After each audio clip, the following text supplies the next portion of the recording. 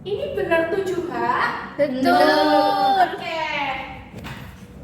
Bismillahirrahmanirrahim. Assalamualaikum warahmatullahi wabarakatuh. Waalaikumsalam warahmatullahi wabarakatuh. Sebelum memulai pelajaran pada pagi hari ini, alangkah lebih baiknya kita berdoa dulu ya anak-anak. Ya, Bu. Yuk dipimpin yuk Mbak Abida.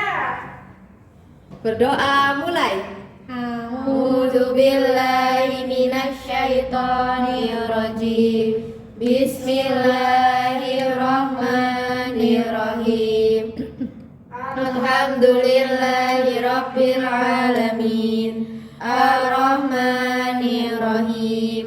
Maliki yaumiddin. Iyyaka na'budu wa iyyaka nasta'in. Ihdinas siratal mustaqim. Siratal ladzina an'amta 'alaihim ghairil maghdubi 'alaihim waladdallin. Itu billahi robba wa bil islami dina wa bi muhammadin nabiyya wa rasulah. Rabbi zidni ilma warzuqni fahma. Sekarang baca asal yuk. Bismillahirrahmanirrahim. Bismillahi badana walhamduli rabbina wassalatu wassalam li nabi habibina. Ya Allah ya Rabbana anta masuduna ridhoka madubuna dunyana wa urona. Ya Rahmanu ya Rahim ya Maliku ya Kudus. Cukup ya. Bu Guru mau cek penampilan dulu nih anak-anak. Siapa yang tadi ikut upacara? Saya. Kok nggak pakai dasi Mbak Adik? Ini Ayo. Bu, ini Dibenerin dulu yuk sepatunya Mbak Ismi. Iya, Bu, maaf, Mbak Bu. Abida kudunya dibenerin dulu yuk. Iya. Sudah, Bu. Sudah, Sudah, Bu. Bu.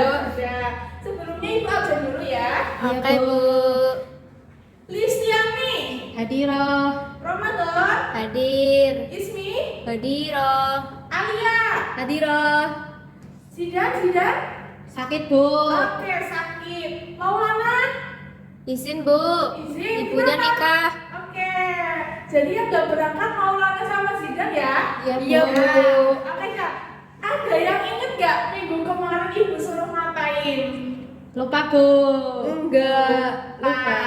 Suruh menghafalkan Quran surat Alang-alang ayat 1 Oh, iya. sampai Oh, iya. Hari ini Ibu mau tunjuk secara random nih. Siapa yang nggak hafal nanti maju ke depan buat nyanyi balonku. Ayo, Ibu tunjuk ya, random ya. Oke, sebelum itu kita hafalin bareng-bareng dulu coba ya. Iya. Bismillah, ayo. 1, Bis. 2, 3. Bismillahirrahmanirrahim. Iqra bismi rabbikal ladzi khalaq. Khalaqal insana min 'alaq. Iqra wa rabbukal akram. Alladzi 'allama bil qalam. 'Allamal insana ma lam ya'lam. Oke, ayat 1 sampai 5 sudah selesai. Coba Mbak Ade ayat ke-1. Iqra bismi rabbikal ladzi khalaq. Iya, Mbak Abida. Mbak Alia, coba ayat ke-3. Alladzi 'allama bil qalam. Oke, Mbak Ismi, ayat ke-2. Khalaqal insana min 'alaq. Coba ada yang bisa betulin, betul apa enggak Mbak? Salah. Yang benar apa yuk? Khalaqal insana min 'alaq. Iya benar. Sekarang Ibu punya game ya. Gamenya Apa itu itu, Bu? apa yang kalian lihat ini nanti dideskripsikan ya. Oke? Iya, Bu. Nah, nanti yang mengasih deskripsinya dapat poin. dapat bintang di Iya. rapotnya. Nih, ini gambar apa yuk? Patung Bu, patung. Patung, ini orang lagi ngapain? Nyembah Bu. Lagi nabur, Bu. Lagi bahagia itu, Bu. Lagi bahagia itu emas, Bu. Nah, ini coba Mbak Ismi, orang yang menyembah ini bisa dideskripsikan dia lagi ngapain? Orangnya lagi menyembah patung Bu. Iya, Minta betul biar sekali. buat kaya. Iya, kenapa kok orang ini nyembah patung yuk? Karena nggak tahu Allah Bu, nggak percaya Allah. Oke, 10 bintang buat Mbak Ismi. Keren. Selanjutnya ini ada gambar apa anak-anak? Gambar Lagi mengajarkan. lagi dakwah Bu, dakwah. Dakwah.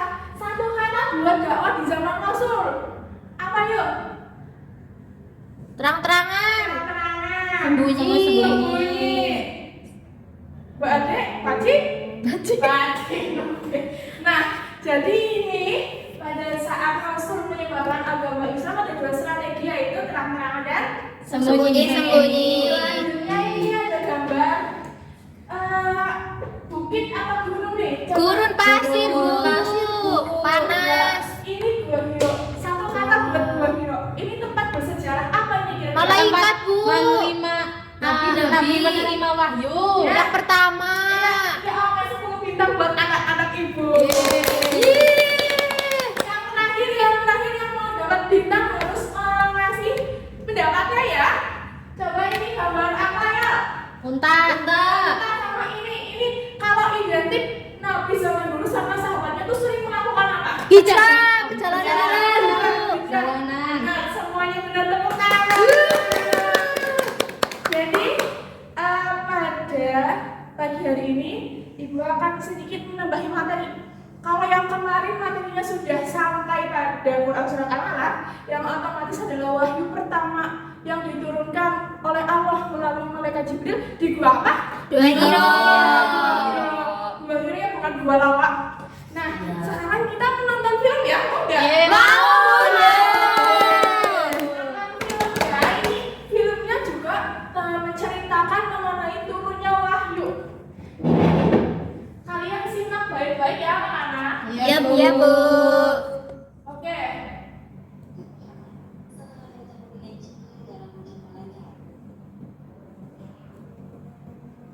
Dan memberikan waktu kepada Muhammad untuk mempersiapkan diri menerima wahyu selanjutnya. Di suatu malam yang dingin, Muhammad sedang tidur dengan tubuh di dalam selimut. Nah, itu dia film mengenai turunnya wahyu pertama dari Allah. Oke, anak-anak. Tadi disebutkan dalam film pas Rasulullah pulang ke rumah itu turun surat apa? Al-Mudaththir. Al-Mudaththir. Ya. Kenapa? Kenapa turun? Karena Nabi Rasulullah pulang minta selimuti. diselimutin, benar. Jadi Rasulullah pas di Gua Hiro itu disuruh sama malaikat Jibril, ikro, tapi berkali-kali Rasul bilang, aku tidak bisa membaca, berkali-kali. Tapi malaikat Jibril juga berkali-kali memeluk Rasulullah. Rasulullah yang terakhir menjawab, apa yang harus aku baca gitu.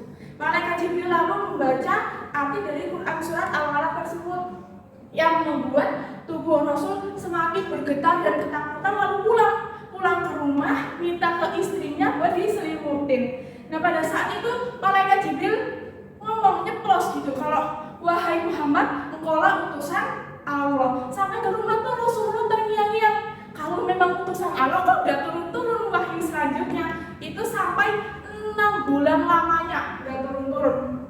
Sampai suatu ketika turunlah Quran surat Asy-Syura ayat berapa ya Mbak Abida? Tahu nggak? Yang memerintahkan buat dakwah secara sembunyi-sembunyi. Siapa yang tahu? Mbak Ade ayat berapa? Surah ayat 214. Ya, benar banget, ayat 214. Jadi Rasulullah melanjutkan dakwahnya secara sembunyi-sembunyi pada waktu itu. Pertama kepada istrinya, namanya siapa? Khadiijah. Lalu kepada pamannya Abu Thalib. Abu Thalib, tapi Abu Thalib itu menerima apa enggak? Enggak. Abu Thalib itu tidak menerima tapi tidak memusuhi Nabi. Rasulullah, tidak memusuhi Nabi. Ada yang membakar, namanya siapa? Abu Lahab. Abu Lahab. Sampai kisahnya itu diabadikan dalam Quran surat Al-Lahab. Ada yang tahu nggak Quran surat Al-Lahab berapa ayat? Berapa ayat? Ya. Berapa ya? 5 Bu. 6 apa 5? 5 Bu. Oke, benar sekali. 5 ayat. Anak-anak tahu nggak selama Rasulullah itu dakwah secara sembunyi-sembunyi, dakwahnya di rumahnya siapa? Ya, Rumahnya Ali. kurang tepat. Rumahnya Umar. Kurang tepat. Abu Bakar. Kurang tepat. Zaid. Arkom. Oh, Arkom. Arkom. Jadi di rumahnya Arkom. Nah, jadi Rasulullah berdakwah secara sembunyi-sembunyi di rumahnya Al-Arkom bin Abil Arkom. Lalu tidak lama setelah itu turun wahyu untuk memerintahkan Rasul dakwah secara terang-terangan. Quran surat apa Mbak Adi? Al-Hijr. Al-Hijr ayat 94, benar sekali. Tapi Rasulullah itu mempunyai 5 prioritas dakwah untuk disebarkan di Mekah. Yang pertama yaitu mengajarkan ketauhidan. Karena tauhid di Mekah itu sangat rusak. Masyarakat Mekah itu biasanya nyembah apa? Berhala. Selain berhala apa lagi? Api. Api. Semuanya tuh hampir dianggap Tuhan. Bulan dianggap Tuhan, berhala dianggap Tuhan, nenek moyang dianggap Tuhan. Bahkan mungkin semut lewat pun bisa dianggap Tuhan. Nah, mereka itu sebenarnya pintar, tapi tidak pintar dalam bertauhid. Sebenarnya sudah turun agama ajaran tauhid Ibrahim, tapi sama mereka disalahgunakan itu. Belum sempurna agamanya pada saat itu. Yang kedua yaitu menegaskan hari kiamat sebagai hari pembalasan. Rasulullah itu menjelaskan kepada masyarakat Mekah bahwa nanti akan ada hari kebangkitan. Kira-kira masyarakat Mekah pada saat itu percaya atau tidak sama perkataan Rasul? Tidak. Masyarakat Mekah malah bilang aneh, masa bentuk tulang bisa bangkit lagi, gitu ya. Malah respon masyarakat Mekah itu tidak percaya kepada Rasulullah. Tapi kemudian Rasulullah memberikan penjelasan yang logis menurut Al-Quran dan menurut Allah. Yang ketiga, ada merubah perilaku masyarakat jahiliyah. Ada yang tahu nggak? Dulu itu bayi perempuan di Mekah diapain? Dikubur hidup-hidup, Bu. Kenapa dikubur? Karena Aib Bu, aib. bagi mereka. Karena menganggap perempuan itu lemah. Jadi setiap ada bayi perempuan yang lahir ke dunia sama masyarakat sana dikubur. Mungkin kalau kalian dulu lahir pada masa jahiliyah, kalian nggak Ada ada di sini. Iya. Yang selanjutnya itu mengangkat dan melindungi hak asasi manusia. Karena masyarakat Mekah pada saat itu sangat menganut yang namanya kasta, memandang orang itu dari jabatannya. Ibaratnya kalau kamu bukan anak presiden, ya jangan teman sama anak DPR.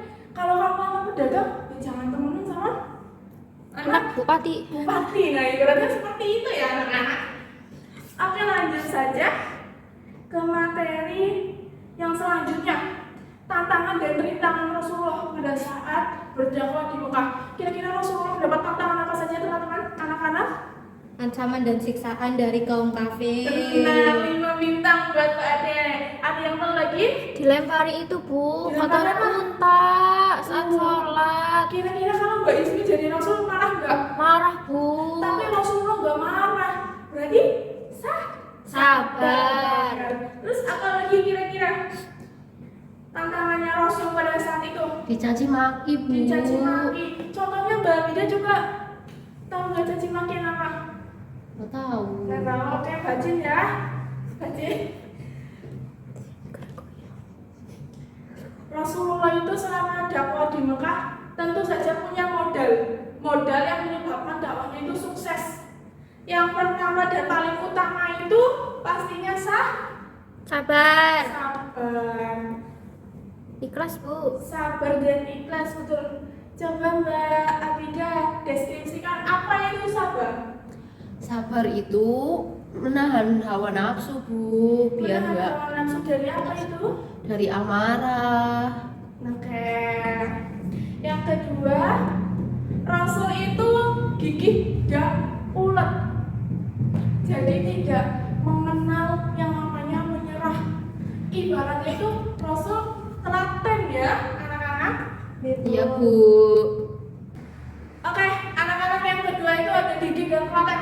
Kira-kira selama kita mau berusaha gigih dan telaten hasilnya bakal mengecewakan enggak? Tidak.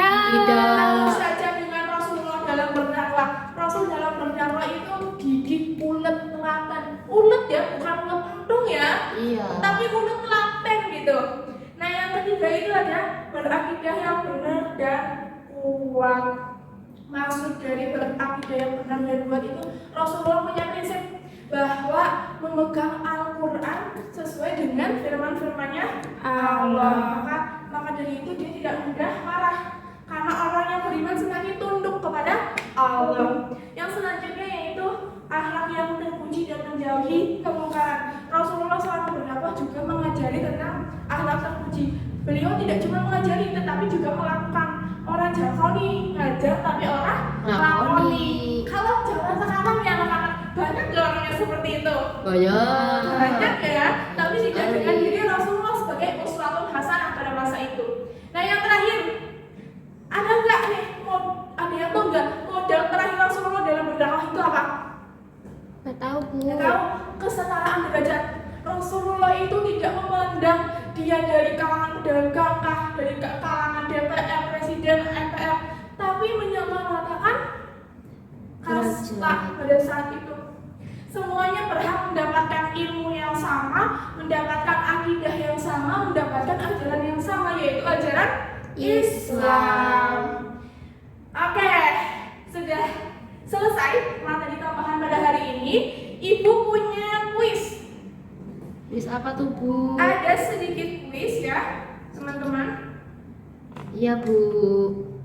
Kira-kira kalian sudah seberapa paham pengetahuannya mengenai materi permulaan dakwah Nabi Muhammad Sallallahu Alaihi Wasallam? Yang pertama,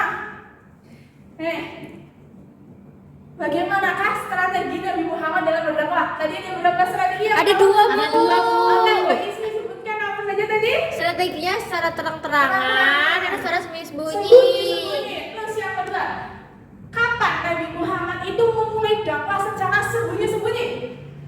Kapan? Ayo. Ada yang tahu? Oke, Mbak Ade. Setelah turun Quran surat Asy-Syura ayat Ya, 214. tepat sekali, 100. Kenapa kok Nabi Muhammad itu mula-mulanya dakwah secara sembunyi-sembunyi? Iya. Ada yang tahu? Tidak, Bu.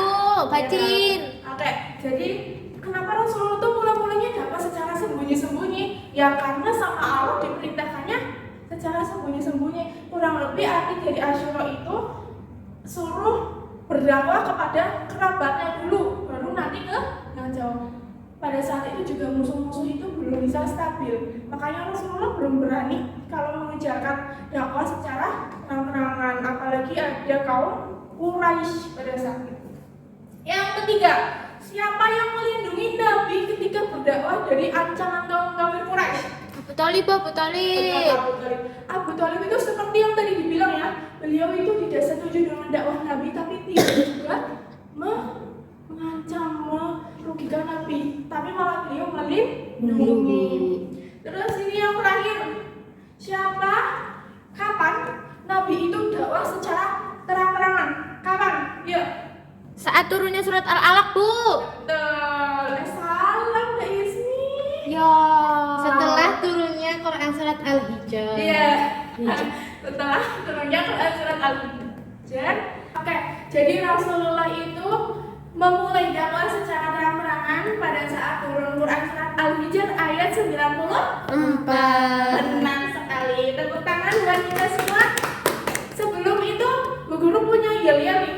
Nanti kalian dengerin Ya. Kalian gini, semangat, semangat, semangat. Coba, 1, 2, 3. Semangat, semangat, semangat.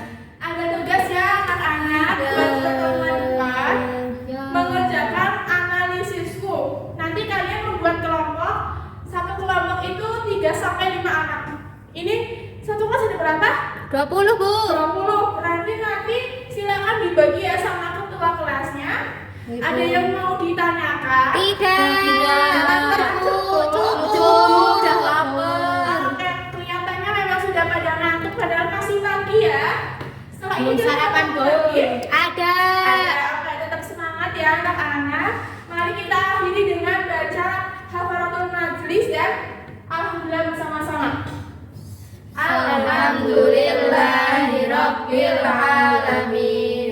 Subhanakallahumma wa bihamdika asyhadu an la ilaha illa anta astaghfiruka wa atubu ilaik. Oke, sekian materi yang Ibu sampaikan pada pertemuan kali ini. Semoga minggu depan kalian masih diberikan kesehatan dan kesempatan ya. Amin. Dan bisa melanjutkan materi SKI lagi. Siap? Siap. Wassalamualaikum warahmatullahi wabarakatuh. Waalaikumsalam warahmatullahi wabarakatuh. Dadah, assalamualaikum. Waalaikumsalam. Terima kasih, Bu.